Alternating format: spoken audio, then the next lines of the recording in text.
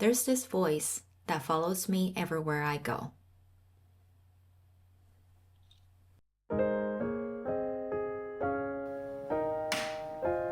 Sometimes I catch myself in these moments, usually when I'm alone, writing in my journal, or making a cup of tea.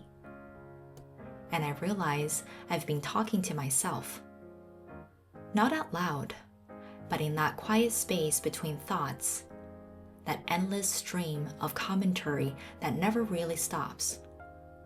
And lately, I've been thinking about how much power that voice holds over me. It's funny how we never really talk about it, right?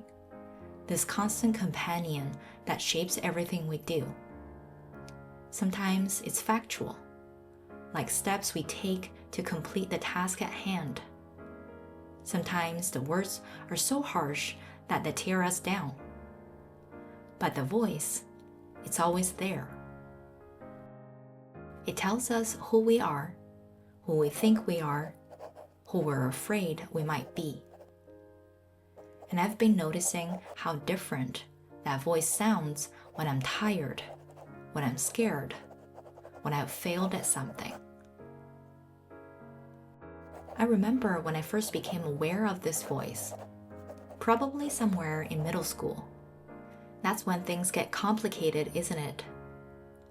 When we start seeing ourselves through other people's eyes, or at least what we think other people's eyes see.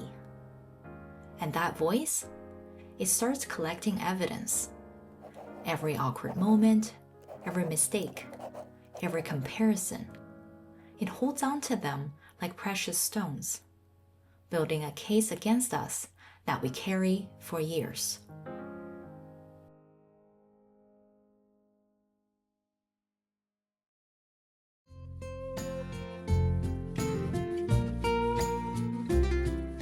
I spent years letting that voice run wild, never questioning whether what it was telling me was true or helpful. And it's strange looking back now because we're so careful with how we speak to others. But that voice inside, we let it say whatever it wants, whenever it wants. And somehow we've convinced ourselves that being harsh with ourselves is somehow going to make us better. There was this moment last winter when everything felt heavy. The voice had become so loud, so constant, that I could barely hear anything else. You know when you're trying your best, but that voice keeps telling you it's not enough, that your best isn't enough. I was drowning in it, and sometimes you need to hit that point, that complete exhaustion with your own inner critic, before you realize something needs to change. It shifted when I started paying attention, really paying attention to how I speak to myself. It wasn't some grand epiphany, more like noticing a pattern in the background noise. And once you see it, you can't unsee it. The way we carry those conversations with ourselves, how they shape our days, our choices, our entire lives. The change started small, tiny moments of catching myself in the act of self-criticism. Like when I make a mistake at work, and instead of the usual spiral, I'd pause, just pause. And in that space, I tried to speak to myself like I would to a friend. It felt awkward at first, almost like speaking a foreign language. But that's the thing about languages. They get easier with practice.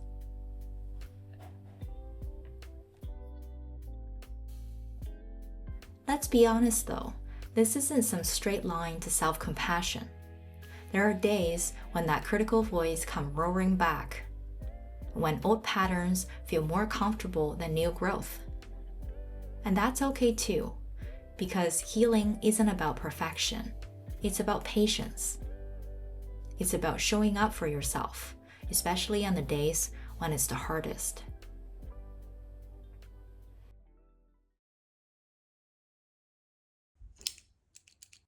So I started experimenting with it, like you would with a new habit. Not trying to silence that voice because that never works, but getting curious about it. Catching those moments when it speaks and asking, is this true? Is this helpful? Is this how I would speak to someone I love?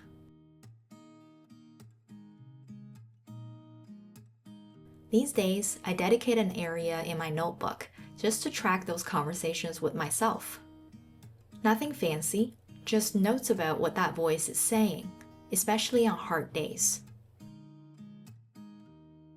And I've noticed patterns emerging, like how certain situations trigger certain thoughts, how stress changes the tone, how being kind to myself gets easier over time.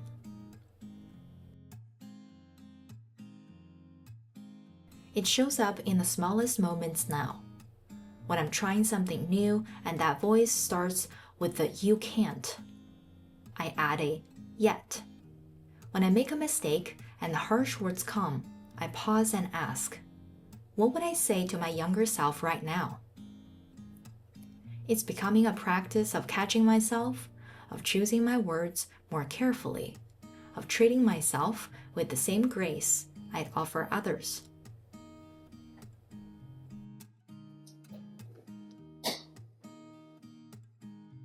And here's something I didn't expect. When I start changing how I talk to myself, it changes how I talk to everyone else too. That harshness, that judgment we carry, it doesn't just affect us. It colors every interaction, every relationship. But when we learn to be more gentle with ourselves, that gentleness spreads.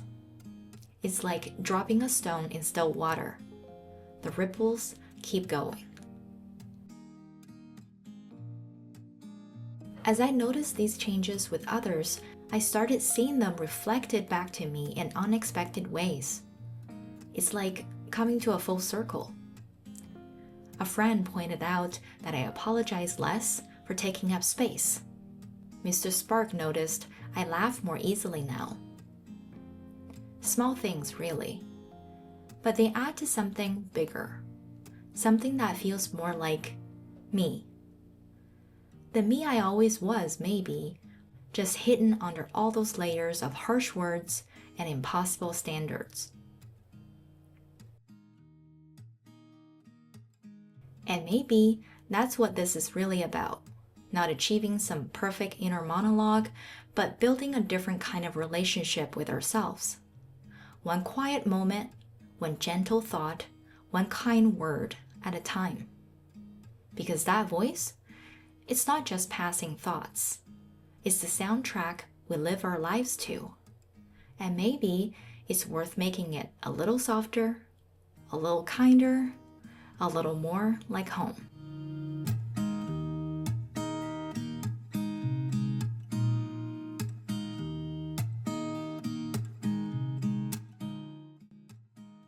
So, here's to the journey of befriending that voice inside, to all the moments we catch ourselves, to choosing kindness over harshness, and to remembering that we're all just learning. And maybe that'll do us more good than we could have ever imagined. Cheers. There's a new day, and it will restore